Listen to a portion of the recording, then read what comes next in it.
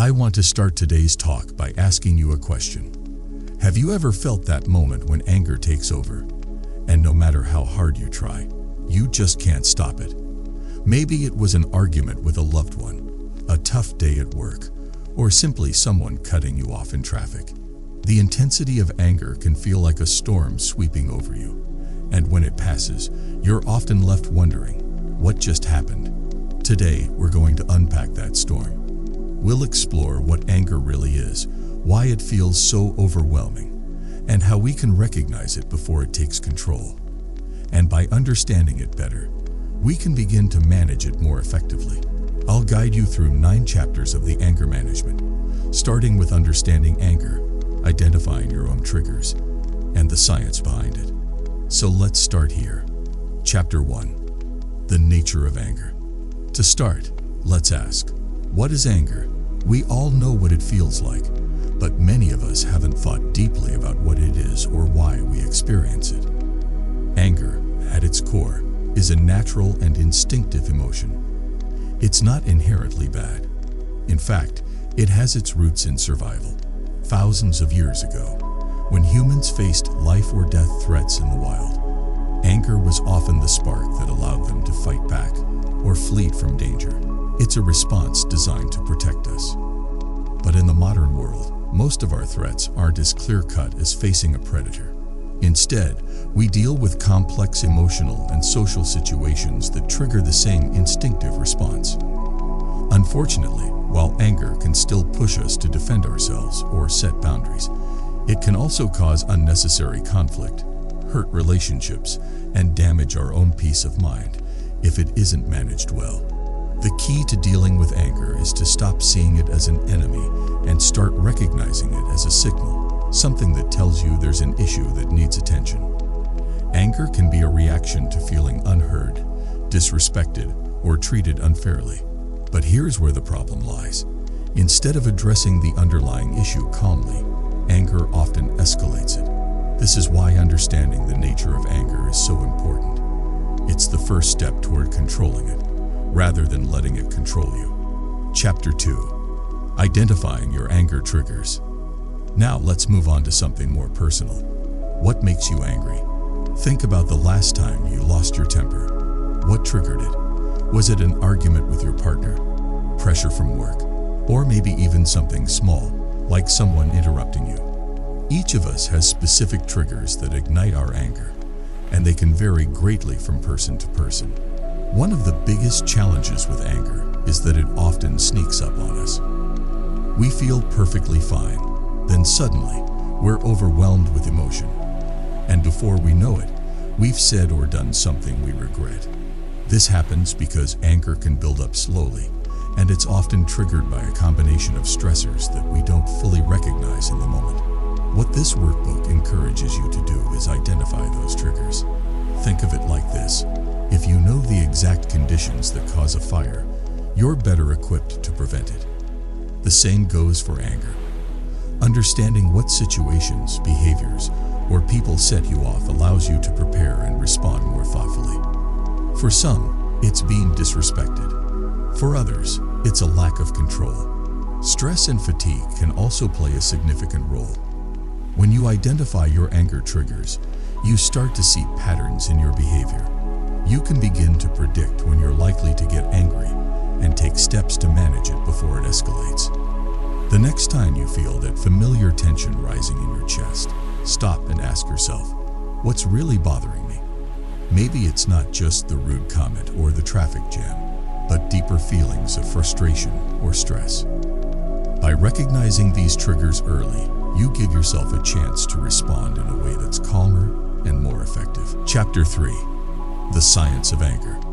Now that we understand what anger is and what triggers it, let's look at the science behind it. In this chapter, we dive into the fascinating world of neuroscience to understand why anger feels so powerful. When we get angry, our brain is essentially hijacked by a part called the amygdala. This small almond-shaped region is responsible for processing emotions like fear and anger, and when it senses a threat, it triggers our fight or flight response. It's like the brain's alarm system, telling us to act. fast. Here's the tricky part. The amygdala is fast, but it's not always smart. It reacts before the more rational part of your brain, the prefrontal cortex, has had a chance to weigh in. So in the heat of the moment, we might yell, slam doors, or make rash decisions before we've even had a chance to think clearly. It's only after the storm has passed that we realize what we've done.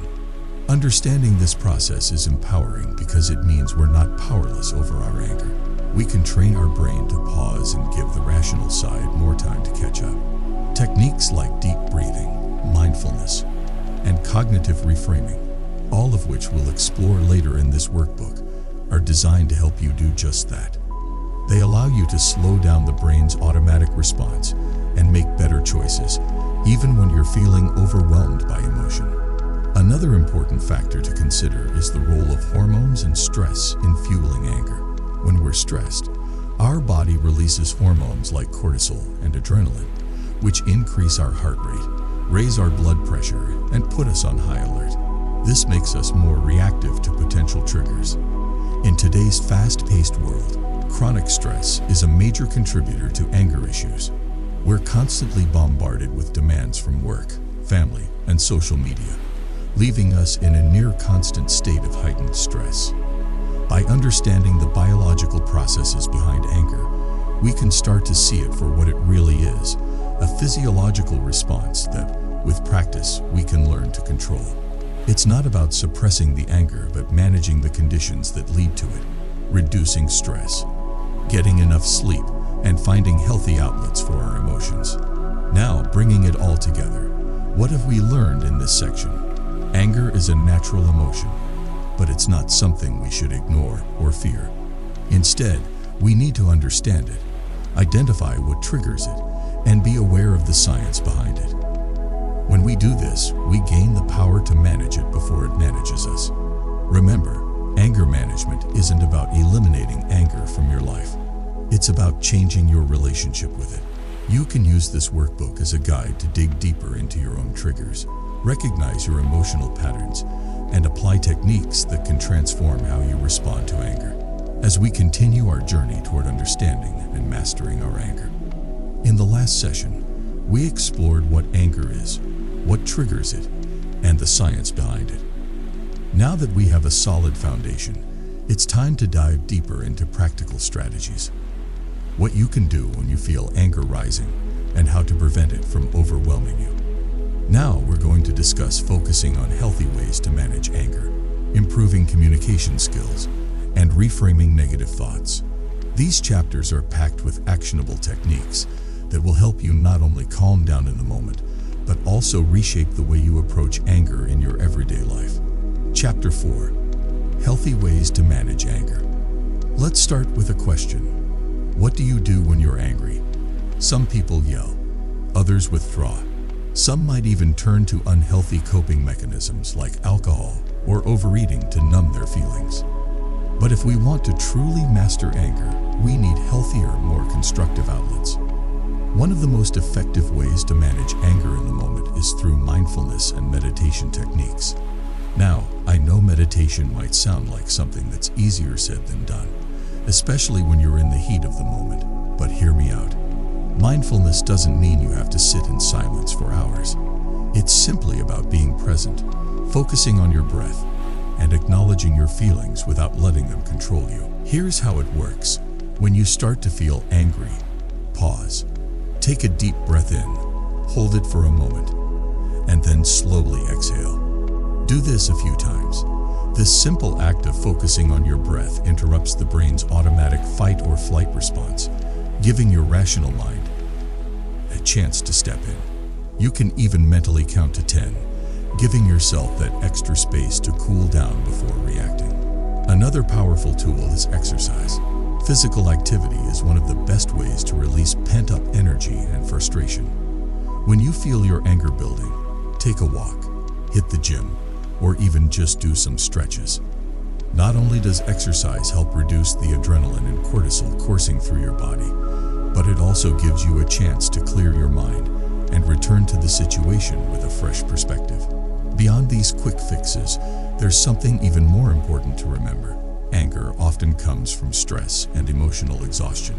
This means managing your overall stress levels is key to preventing anger from boiling over in the first place. Whether it's through hobbies, spending time with loved ones, or practicing relaxation techniques like deep breathing or progressive muscle relaxation, finding ways to unwind regularly is essential for long-term anger management. Chapter 5. Communication Skills for Diffusing Anger. Now let's move on to communication. Have you ever noticed how anger seems to make everything worse when we try to express it? We lash out, say things we don't mean, and end up creating even more conflict. That's why this chapter focuses on how to communicate effectively when you're angry, without letting it escalate into a full-blown argument. The first thing to understand is the difference between assertive and aggressive communication. When we're angry, we often become aggressive, raising our voice, making accusations, and sometimes even using hurtful language. This type of communication doesn't resolve the issue, it only makes things worse. What we need to aim for is assertive communication. Being assertive means expressing your needs, feelings, and boundaries clearly and respectfully. For example, instead of saying, "You never listen to me," you could say, "I feel frustrated when I'm not heard in conversations, and I'd like us to work on that." This shifts the focus from blaming the other person to expressing your feelings and needs. Another important skill is active listening. When we're angry, we often don't really listen to what the other person is saying because we're too focused on our own emotions. But if we want to resolve conflict, we need to take a step back and make an effort to truly hear the other person's perspective. Active listening involves paying full attention, acknowledging what they're saying, and responding thoughtfully. Sometimes, just feeling heard can de-escalate a situation and prevent anger from spiraling out of control. Empathy also plays a crucial role in communication. When you try to understand where the other person is coming from, it becomes easier to have a calm, constructive conversation instead of letting anger take the lead. Putting yourself in their shoes helps to soften your own emotional response and opens the door to finding a solution rather than dwelling on the problem. Chapter 6. Reframing Negative Thoughts. Now let's talk about the thoughts that fuel your anger. This chapter is all about reframing negative thinking patterns. You've probably heard the saying, "It's not what happens to you, but how you react to it." This couldn't be more true when it comes to anger. Often, our anger is less about the situation itself and more about how we interpret it. Let's say someone cuts you off in traffic. One way to interpret this is to think, "That person has no respect for anyone. They did it on purpose to annoy me." This kind of thinking immediately fuels anger. But what if you reframed it? What if you considered that maybe the person didn't see you, or maybe they're in a hurry because of an emergency? While it doesn't excuse reckless behavior, reframing the situation can help you stay calm and avoid unnecessary anger. This is where cognitive behavioral strategies come into play. Cognitive behavioral therapy teaches us to challenge negative thoughts and replace them with more balanced, realistic ones. Here's a simple exercise. The next time you feel angry, ask yourself, "What am I thinking right now? Is this thought helping me or making the situation worse?" If it's the latter, try to find an alternative, more constructive thought. Another technique is called thought stopping. When you notice your thoughts spiraling into anger, mentally tell yourself, "Stop." This interrupts the negative thought pattern and gives you a moment to reset. Over time, this practice can help you gain more control over how you react to frustrating situations. Remember, our thoughts have immense power over our emotions. By changing how we think, we can change how we feel. Instead of letting negative thoughts fuel your anger, you can learn to challenge them and adopt a more positive, solution-focused mindset. So bringing it all together, what have we learned in this section? Managing anger isn't just about controlling it in the moment. It's about adopting healthy strategies that help us prevent it from taking over our lives. Through mindfulness, exercise, and regular stress management, we can find healthy outlets for our frustration. With better communication skills, we can express our feelings assertively without escalating conflict. And by reframing our negative thoughts, we can reshape the way we perceive the situations that make us angry. All of these techniques work together to create a new relationship with anger, one where we're no longer at its mercy. Instead, we become the masters of our emotions, capable of navigating difficult situations with calm and clarity. Now we've explored how to recognize, understand, and manage anger using mindfulness, healthier communication, and reframing our thoughts. These strategies have laid a solid foundation for us to dig even deeper. Now we're focusing on these chapters, where we'll talk about developing emotional intelligence, how anger affects relationships, and how to handle anger in the workplace. These are crucial aspects of anger management, because while controlling anger in isolation is a challenge, controlling it in the context of relationships, romantic, professional, or otherwise, is a whole new level of mastery. Let's continue this journey toward not just managing anger, but transforming it into a tool for personal growth and improved relationships. Chapter 7. Developing Emotional Intelligence. I'd like to start with a question. How well do you understand your own emotions? Not just anger, but everything. Fear, joy, sadness, frustration. The ability to understand, manage, and respond to your own emotions and the emotions of others is called emotional intelligence. It's one of the most important skills you can develop when managing anger. Emotional intelligence is the key to turning anger from something destructive into something constructive. Why? Because it allows you to identify what you're really feeling beneath the surface. Anger, as we've discussed, often acts as a mask for deeper emotions like frustration, insecurity, or fear. When you develop emotional intelligence, you begin to recognize those emotions before they morph into anger, giving you the chance to address the real problem. One powerful aspect of emotional intelligence is self-awareness. It's the ability to recognize what you're feeling in the moment and understand how those feelings are influencing your thoughts and behavior. The next time you feel anger rising, take a step back and ask yourself, what's really going on here? Am I angry because of the situation in front of me, or is there something deeper at play? Maybe you're feeling undervalued, overwhelmed, or misunderstood. Identifying the true source of your emotion will allow you to respond more effectively. Another component of emotional intelligence is empathy, the ability to understand the emotions of others. This is especially important in relationships, which we'll discuss shortly. When you're able to recognize how someone else is feeling, it becomes easier to approach conflicts with patience and compassion, rather than anger and frustration. Developing emotional intelligence also involves building emotional resilience. This means becoming more adept at handling emotional stress and bouncing back from setbacks without being overwhelmed by anger or frustration. It's about learning to remain calm in challenging situations, not by suppressing your emotions, but by managing them effectively. As you practice the techniques from previous chapters, mindfulness, reframing thoughts, and assertive communication, you'll find that your emotional intelligence naturally grows. You'll become more in tune with your feelings, better at managing them, and more empathetic toward others. This is the foundation of turning anger into a tool for emotional growth, rather than letting it control you. Chapter 8. Anger in Relationships. Now let's talk about relationships. I'm sure many of you will agree that one of the most common places we struggle with anger is in our relationships, whether with partners, family, or friends. In this chapter, we explore how anger affects romantic relationships and what you can do to prevent it from damaging the people you care about the most. Relationships are complicated. They come with high emotional stakes, and because of that, they often serve as a major trigger for anger.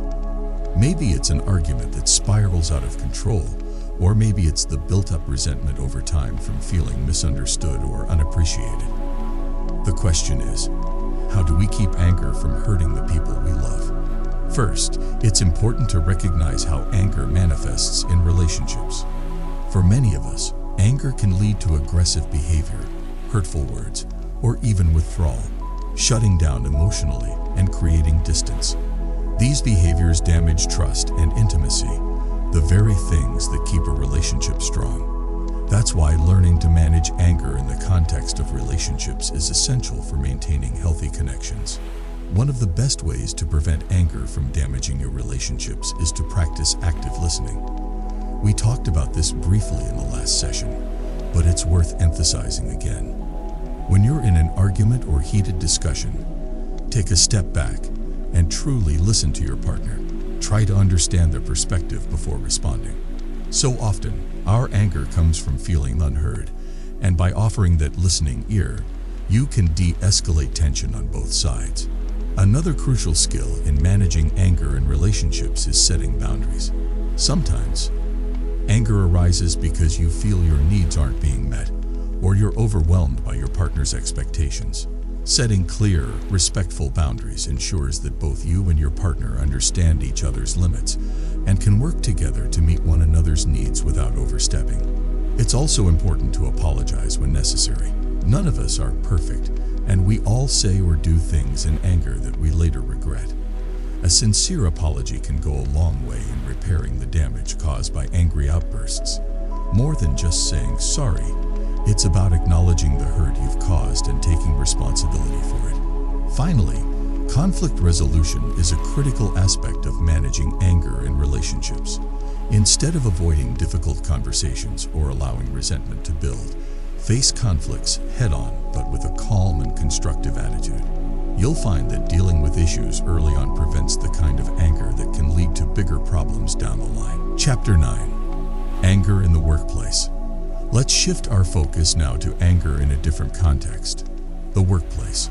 Work is a common source of stress for many of us, and that stress can quickly turn into anger when we feel overworked, underappreciated, or frustrated by difficult colleagues or supervisors. In this chapter, we explore how to manage anger professionally.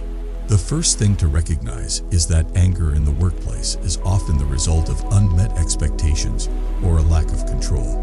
Maybe you feel like you're being unfairly criticized, or you're stuck in a role where you can't fully utilize your skills.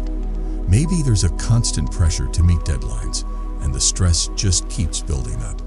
In any of these cases, it's easy for anger to creep in. But unlike personal relationships, the workplace requires a different approach to managing anger because of the professional environment. It's not always appropriate or career safe to express anger openly. So how do you manage it without letting it disrupt your work or your relationships with colleagues? One of the best tools for managing anger at work is assertive communication. We've already discussed how being assertive can help in personal relationships, but in the workplace, it's even more crucial. Assertiveness allows you to express your frustrations and needs without coming across as hostile or aggressive. For example, instead of saying, "I'm tired of being overworked," you could say, "I'd like to discuss how we can better manage my workload so that I can deliver the best results." Another technique for managing workplace anger is taking short breaks when you feel overwhelmed. If you feel your anger rising during a stressful situation, step away for a moment. Take a walk, get some fresh air, or simply take a few deep breaths at your desk. These small pauses can help prevent an emotional outburst and give you time to collect your thoughts before addressing the issue more calmly. It's also essential to manage workplace relationships. Just like in personal relationships, empathy and active listening can go a long way in preventing conflicts. Understand that your colleagues or supervisors might also be dealing with stress, and approaching conversations with empathy can reduce tension on both sides. Finally, if workplace anger becomes a persistent issue, consider professional communication strategies. This might mean scheduling regular check-ins with your supervisor to discuss concerns before they escalate, or seeking out a mentor who can offer guidance on navigating workplace challenges. The more you address issues proactively, the less likely they are to build into unmanageable anger. Now, bringing it all together, what have we learned in today's session? Anger doesn't exist in a vacuum. It affects our relationships, our workplaces, and how we navigate the world emotionally. By developing emotional intelligence, we gain the ability to understand and manage our emotions before they overwhelm us. In our personal relationships, we can use empathy, communication, and conflict resolution to prevent anger from causing harm.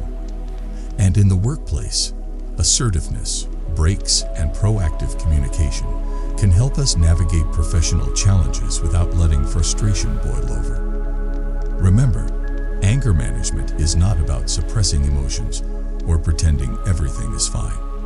It's about learning to respond to the challenges life throws at us in a way that is constructive and empowering. Thank you for your time and attention today.